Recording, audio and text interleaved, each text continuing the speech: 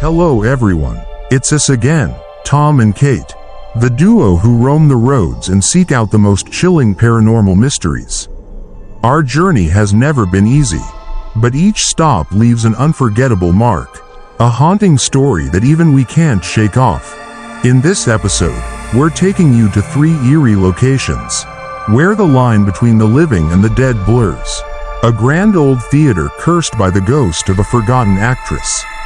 An abandoned amusement park where the laughter of children still echoes in the dark.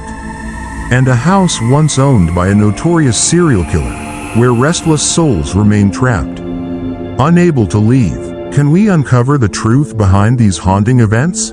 Is there a way to bring peace to the lingering spirits? Or will we become a part of these terrifying tales ourselves? The Cursed Theater and the Ghost of Eleanor Devereux. The chill from our last encounter still clung to our bones. Leaving behind the haunted office building, Kate and I rode in silence, the echoes of unseen whispers still fresh in our minds. The road stretched ahead, cutting through the city like a dark river, guiding us toward our next destination. It was supposed to be a simple stop, just another abandoned building rumored to be haunted. But experience had taught us that nothing was ever simple in our line of work. And as we neared the old theater, its towering silhouette against the dim city skyline sent a ripple of unease down my spine. The Grand Moore Theater was an architectural masterpiece from the late 19th century. Its grand columns, intricate carvings, and once opulent facade now bore the scars of time. The theater had stood abandoned for decades, yet it exuded an undeniable presence, as if it were watching, waiting. We parked our motorcycle across the street and studied the building. A single light flickered inside, faint, but enough to suggest that someone, or something, was keeping the place alive. "Looks inviting," I murmured, tightening my grip on the flashlight. Kate chuckled, though there was no humor in it. Just another night at the office. We had been invited by Robert Langley, the current caretaker of the theater. He had reached out with concerns of strange occurrences, phantom performances, disembodied voices, and the unsettling presence of a woman seen drifting through the corridors in a flowing white gown. As we approached the entrance, the massive wooden doors creaked open on their own. Kate and I exchanged a look, the kind that needed no words. We had barely stepped inside when a faint voice drifted through the cavernous space. "Do you hear that?" Kate whispered. I did. A soft melody, an old tune from an era long past. Barely audible but persistent. It came from the stage. Robert greeted us near the orchestra pit. He was a thin, nervous man in his 60s, his hands fidgeting as he led us through the darkened aisles. "The place has a history," he admitted. "Not just any ghost story, the real deal.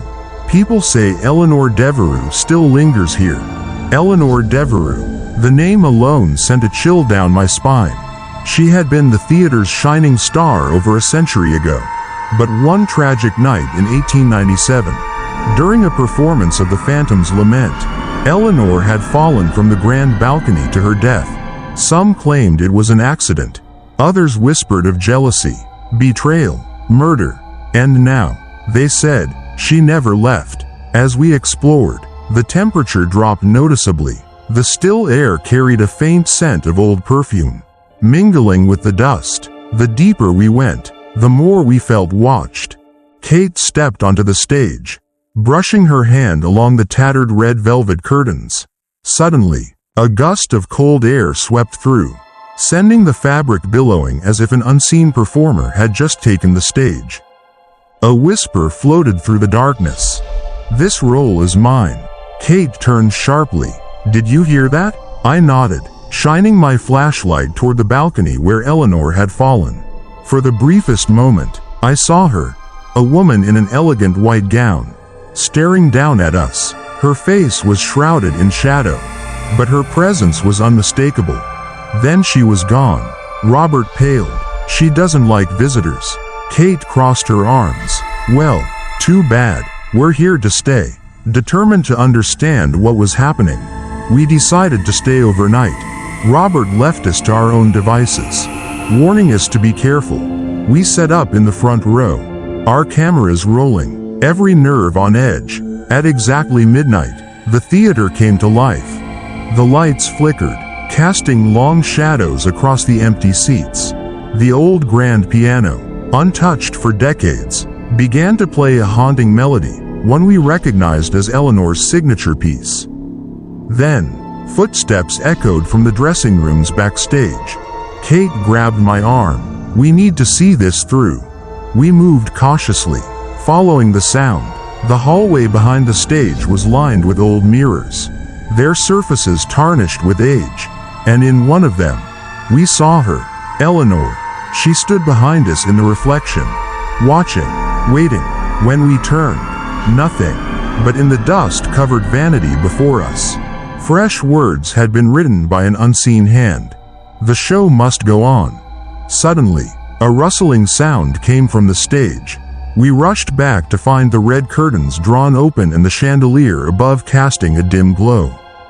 And then, the impossible happened. The theater became 1897 again. The seats were full of ghostly figures, silent and motionless. The orchestra pit was occupied by spectral musicians, their bows hovering over their violins. And on the stage, Eleanor stood in the spotlight, preparing to perform her final act. The scene was mesmerizing, but something was wrong.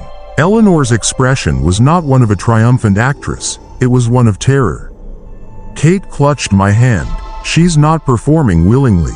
I swallowed hard. The past was playing out before us, revealing the truth, and we were about to witness what had really happened on that fateful night. Eleanor stepped forward, her eyes darting toward the grand balcony above. A shadow loomed there, its form obscured, but its intent clear. Murder. We were no longer just spectators. We were part of the play.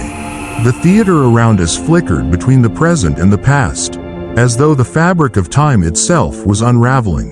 The ghostly audience sat motionless, their hollow eyes fixed on Eleanor as she stepped forward, her gown shimmering under the dim stage lights.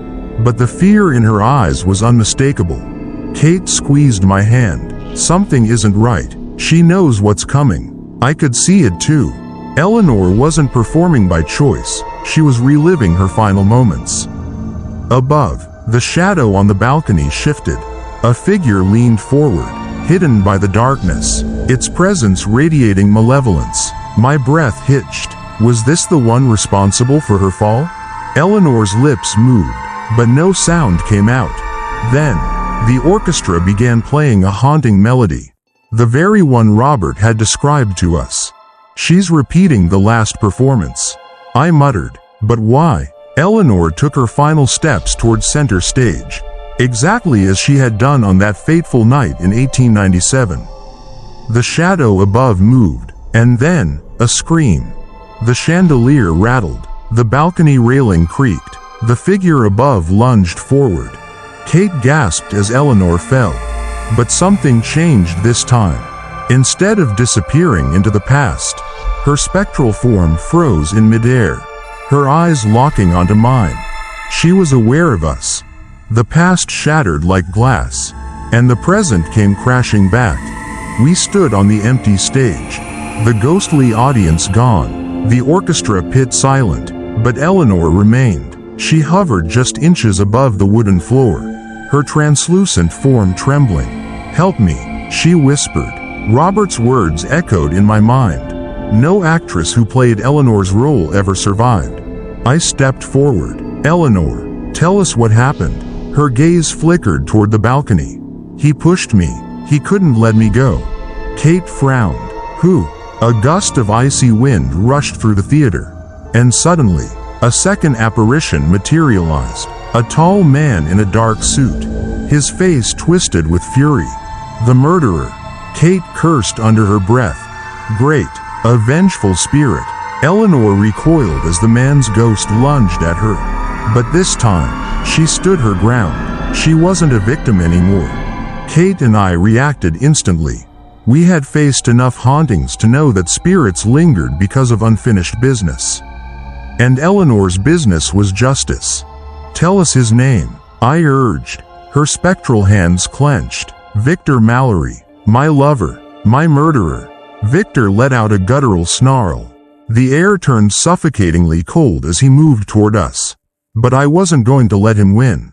Kate reached into her bag, pulling out a small vial of blessed salt, our go-to defense against aggressive spirits. She tossed a line of salt between us and Victor, causing him to recoil. "This isn't your stage anymore," I said, stepping in front of Eleanor. Victor bared his teeth, but Eleanor lifted her hand. The theater trembled, shadows swirled, and for the first time in over a century, Eleanor stood in defiance against the man who had taken everything from her. With a final, piercing scream, Victor was ripped from the theater, his form dissolving into nothingness. The oppressive weight in the air lifted instantly. Eleanor turned to us, tears shimmering in her spectral eyes. "It's over." The chandelier above flickered one last time, casting a soft glow over Eleanor's fading form. She smiled, her spirit finally at peace. "Thank you," she whispered as she slowly disappeared. Kate let out a slow breath. "We actually did it." I glanced around the empty theater. The darkness felt lighter. No more whispers, no more lingering shadows, just silence. We had broken the curse. As we left the Grand Moore Theater, a warm breeze rustled past us. I swore I heard Eleanor's voice one last time. "The show must go on." Kate chuckled. "Think we'll ever have a normal investigation?" I started the bike and smirked. "Not a chance." With that, we rode off, leaving behind another ghost story, and heading toward the next haunted mystery waiting in the distance.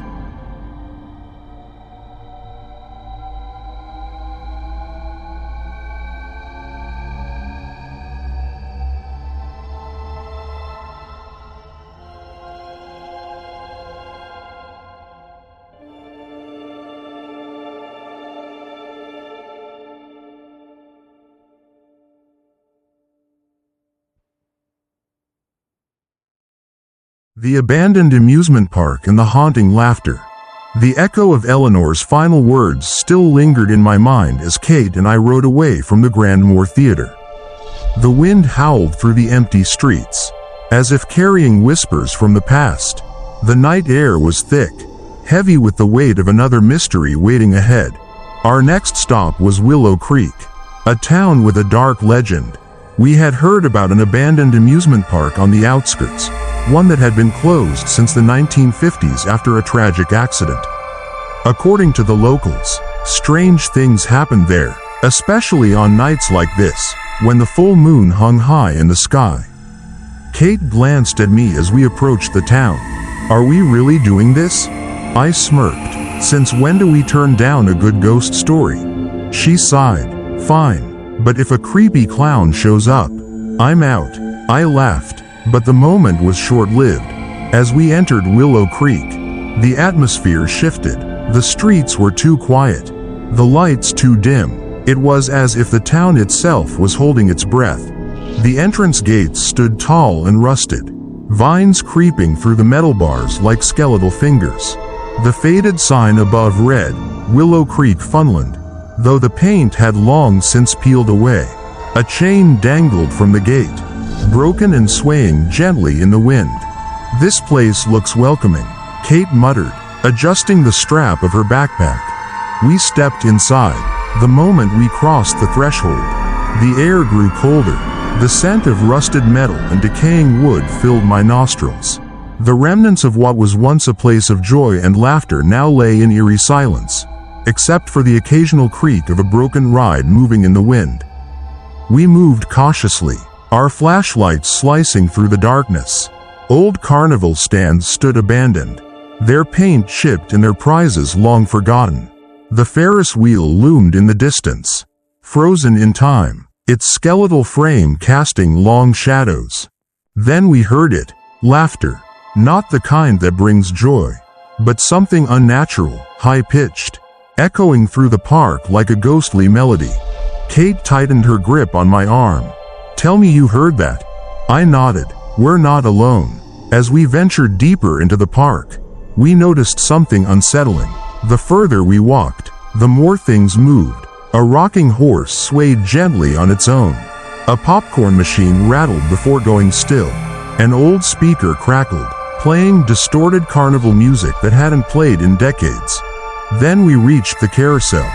The once grand ride stood in eerie silence, its horses frozen mid-gallop. The paint was faded, and some of the figures were missing eyes. But the most unsettling part was the control panel. It was intact. And worse, it was on. Kate frowned. There's no way this thing still has power. Before I could respond, the calliope music started. The carousel lights flickered to life. The ride began to turn, slowly at first, then faster. The horses moved up and down in a grotesque rhythm, as if unseen riders had taken their places. And then we saw them. Figures, small and shadowy, moving just beyond the lights. Children. Kate took a step back. Tom, we need to go. Before we could move, a voice rang out. Play with us. A little girl stood at the edge of the carousel, wearing a tattered white dress. Her hair hung in damp strands over her face. She smiled, a wide, unnatural grin. Come play, she whispered, her voice both sweet and sinister. The laughter intensified. More shadows appeared, darting between the rides, watching us with glowing eyes. Kate shook her head. Nope, we're done. I grabbed her wrist before she could turn away. Wait, something's keeping them here. The girl tilted her head, her expression unreadable. Then, before our eyes, her smile faltered, her face twisted in pain. They won't let us leave, she whispered. We're stuck here. A violent gust of wind tore through the park, and suddenly, the carousel stopped. The lights flickered and died, plunging us into darkness. The laughter ceased, and then came the whispers. You can't leave either. The air grew thick with unseen movement. The shadows surged forward, surrounding us. Kate fumbled for her flashlight, but the beam flickered uselessly. The little girl's voice came again, weaker this time. Please, help us. I took a deep breath. Kate, we're in this now. She exhaled sharply. Yeah, I figured. I reached into my bag, pulling out my notebook. If we were going to survive the night, we needed to understand what happened here. Because one thing was certain, these children weren't just playing. They were waiting. And if we weren't careful, we'd become part of their game. The eerie silence following the whispers sent a shiver down my spine. The air in the abandoned amusement park felt heavier, charged with a presence unseen.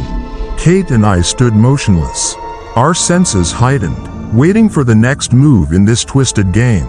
I flipped open my notebook and turned to a blank page.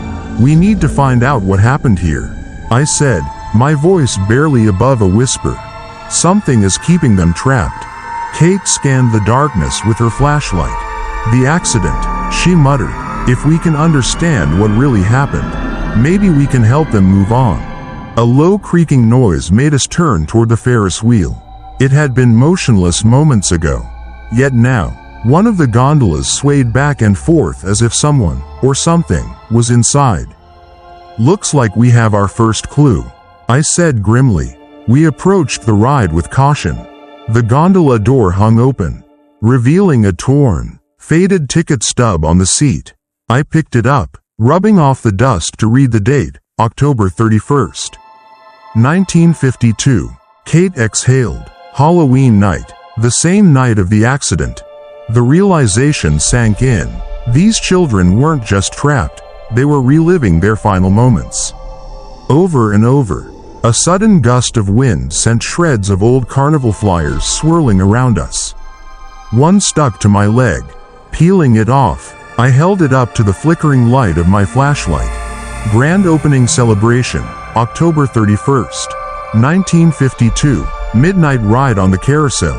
Free for all children. Kate's eyes met mine. The carousel, she whispered. That's where it happened. As we turned toward the carousel, the laughter returned. But this time, it was desperate. The air hummed with energy as shadowy figures flickered in and out of view. Surrounding the ride, the carousel, long abandoned, began to move on its own. The haunting tune of the calliope played. Slow and distorted, the wooden horses jerked unnaturally, their painted eyes seemingly staring at us. Kate grabbed my arm. I think they're trying to show us something. A translucent figure appeared on the ride, a little boy with wide, frightened eyes. He clung to the pole of his wooden horse, mouth moving soundlessly. I took a step closer, my heart pounding. What do you want to tell us? A faint whisper reached my ears. We didn't leave. Then, chaos erupted.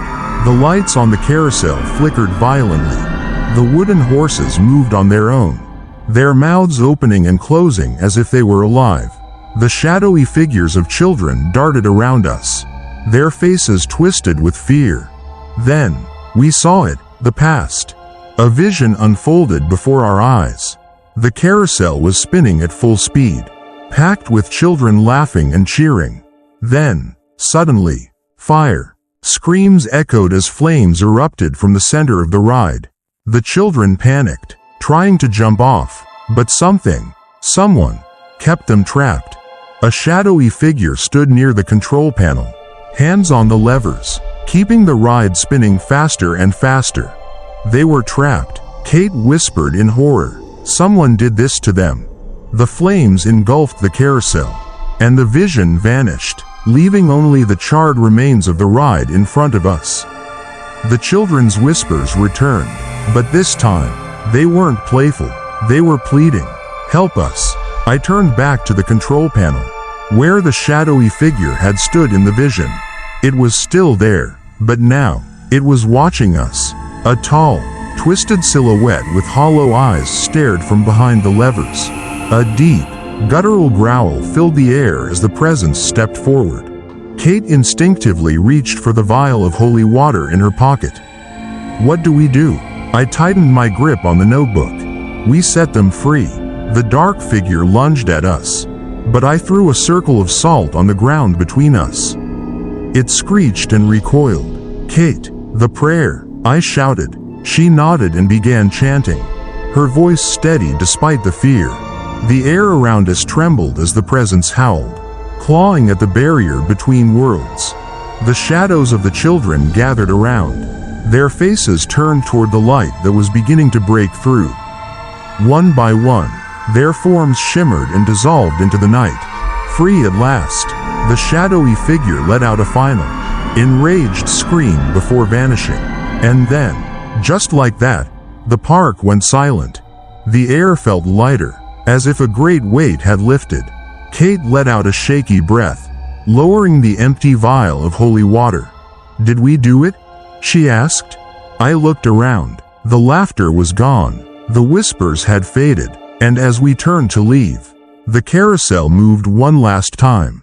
One of the wooden horses slowly bobbed up and down, almost as if someone was saying goodbye. Kate gave a small smile. I think we did. We walked toward the gates, the rusted metal groaning as we stepped outside. Behind us, the park lay in eerie silence, frozen in time once more. As we reached our bikes, I turned back for one last look. The entrance sign, barely hanging onto its frame, swayed in the wind, and just before we rode off, I heard a faint voice whisper, "Thank you." Then, the night swallowed Willow Creek Funland whole, leaving behind nothing but memories of laughter, tragedy, and the spirits we had finally set free.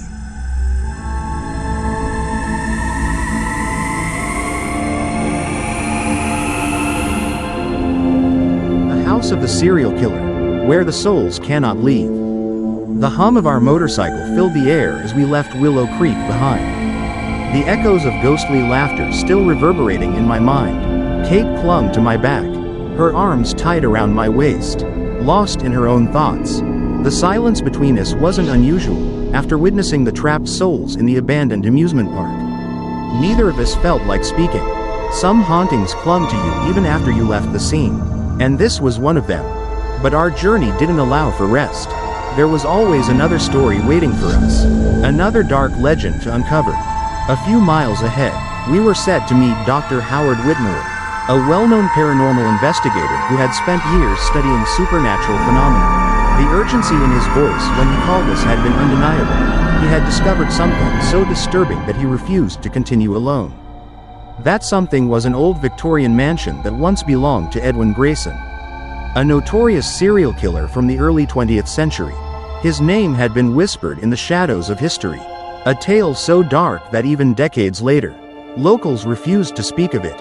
Grayson had been responsible for dozens of disappearances, men, women, children. No one had been spared. But the most chilling part of his story was his own disappearance. One night, he simply vanished. Some believed he fled. Others were convinced he had died within the walls of his own home. Either way, the house remained cursed. Kate's fingers pressed into my jacket. I've heard of this place before. Tom, the ones who go in, don't come out the same. I nodded, keeping my eyes on the darkening horizon. That's why Whitmore called us. If there's something inside that house, we're going to find out. We arrived at dusk. The house loomed at the end of a long, overgrown driveway, hidden deep within the woods. The structure was once majestic, a towering Victorian masterpiece, but time had corrupted it. The windows were either shattered or boarded up, the paint peeled away like dead skin. The iron gate rusted and sagging. Whitmore was already there, waiting beside his car. Even from a distance, I could see the unease in his stance. "I'm glad you came," he said as we approached, his voice heavy. "I've been inside twice. Each time, I barely made it out." Kate tilted her head. "What happened?" He exhaled sharply, rubbing his temples. "It's not just a haunting. It's a prison. The spirits inside, they don't just want to be heard. They want out." He handed me a worn leather journal, its pages brittle with age. This belonged to the last known victim of Edwin Grayson. I found it in the basement. I flipped through the pages, my stomach tightening at the erratic, fear-laced handwriting.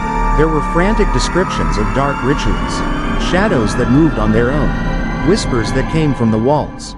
But what stood out the most was a single passage, one that had been circled in red ink. The mirror. It shows their faces, the ones he took, and now, it wants mine. I looked up at Whitmore, his face pale. "The mirror?" He nodded. "It's in the study. It's the reason we're here." The moment we crossed the threshold, the temperature dropped. The air grew thick, pressing against us like an unseen force. Dust coated every surface, cobwebs stretching from the chandeliers to the mahogany staircase. The door slammed shut behind us. Kate clicked on her flashlight, sweeping it across the darkened foyer. "That's not ominous at all." Whitmore swallowed hard. "It does that every time." The wooden floor creaked beneath our boots as we moved forward. The walls were lined with portraits of unknown faces, their eyes eerily following our every move. Somewhere in the distance, a grandfather clock chimed, though none of us had seen one. Then came the whispers, soft at first, like wind passing through empty rooms. But soon, they grew louder, more urgent, crying, pleading, begging. Kate shivered. "They're trapped here." We pressed on, following the hall until we reached a heavy oak door. Whitmore hesitated, his hand hovering over the handle. "This is where I found the journal." With a deep breath, he pushed the door open. The study was a wreck, furniture overturned, papers scattered, as if someone had fought to escape. But the most unsettling part of the room was the massive, ornate mirror against the far wall. It was cracked, its silver frame tarnished, but the moment my eyes met its surface, a cold dread settled in my chest. There was something wrong with this mirror. Kate's grip tightened on my arm. "Tom, that thing is watching us." Whitmore stepped closer. "This is what the journal warned about. The victims. He could see them in here before he took them." I exhaled, forcing myself to look. My own reflection stared back at me. But something shifted. I wasn't alone. A shadow formed behind me, twisting, stretching. A man, tall and gaunt, with empty, hollow eyes. Kate gasped. "Tom, step back." I stumbled away just as the mirror shuddered, the glass distorting like ripples in water. The shadow lunged, its elongated fingers stretching from beyond the reflection.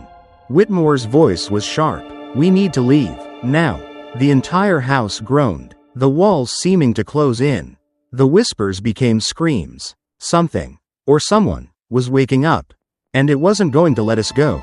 The house trembled with an unseen force, its very foundations groaning as if something ancient and malevolent was stirring beneath our feet.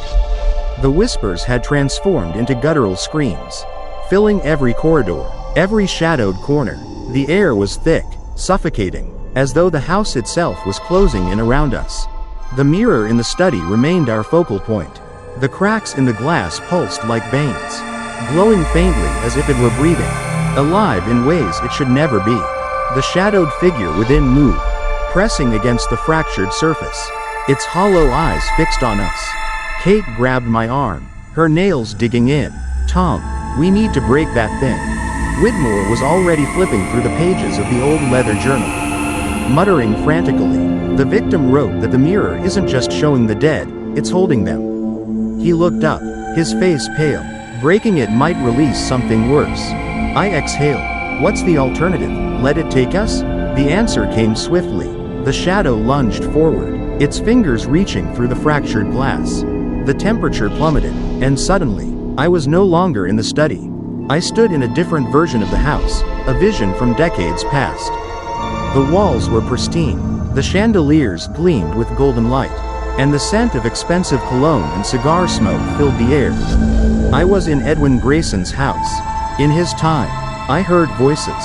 Turning a corner, I saw him, Edwin Grayson himself. He was tall, gaunt, his sharp features illuminated by the dim glow of the room. He stood before the mirror, whispering to it, his hands caressing the edges of the frame like it was a sacred artifact. But then, the whispers shifted. They weren't coming from Grayson. They were coming from inside the mirror. A woman appeared in the reflection, her face twisted in horror.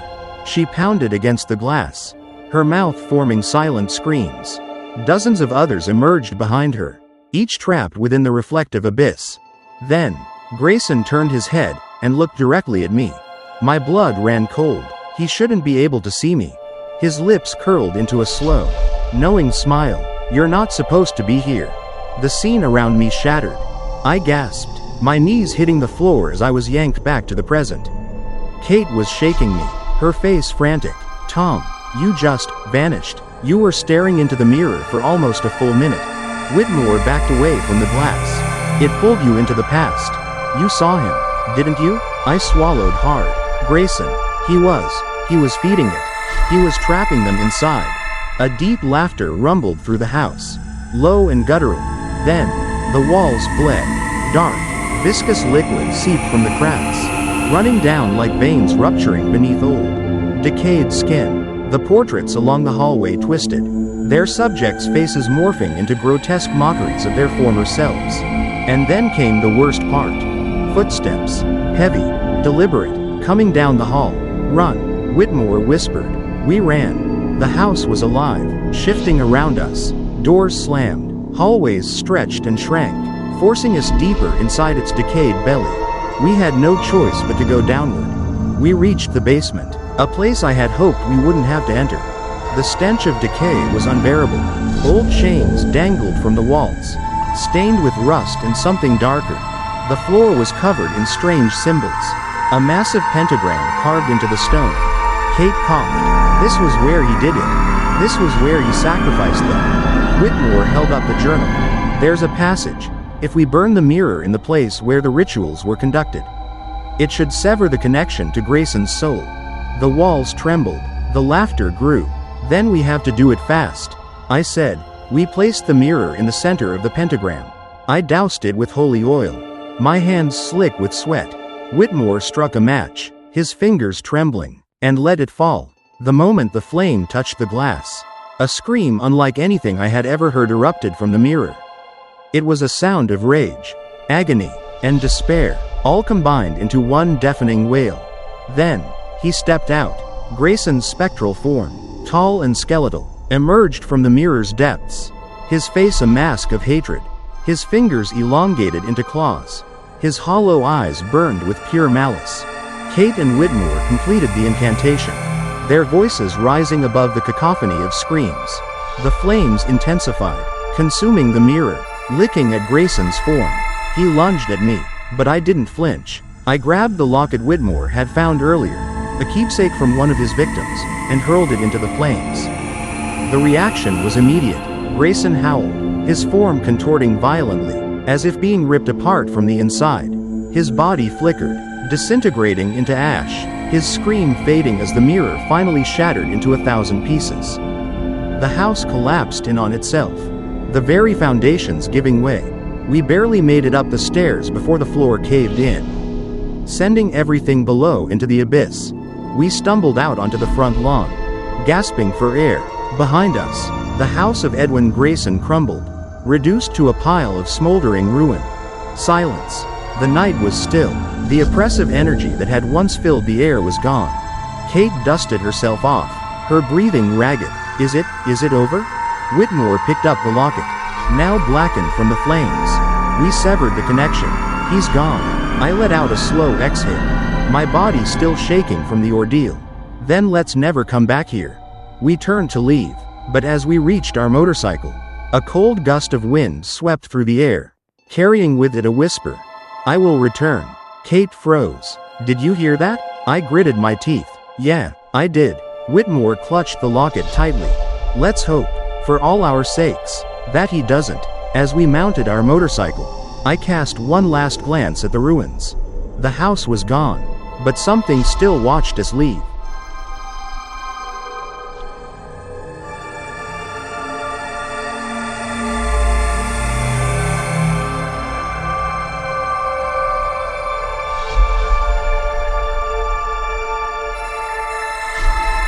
And so, our journey in episode 6 comes to an end, but the mysteries and eerie stories remain, waiting for us to uncover them. From the haunted theater cursed by a forgotten actress, to the abandoned amusement park where the laughter of lost children still lingers. And finally, the house of Edwin Grayson, where evil never truly sleeps.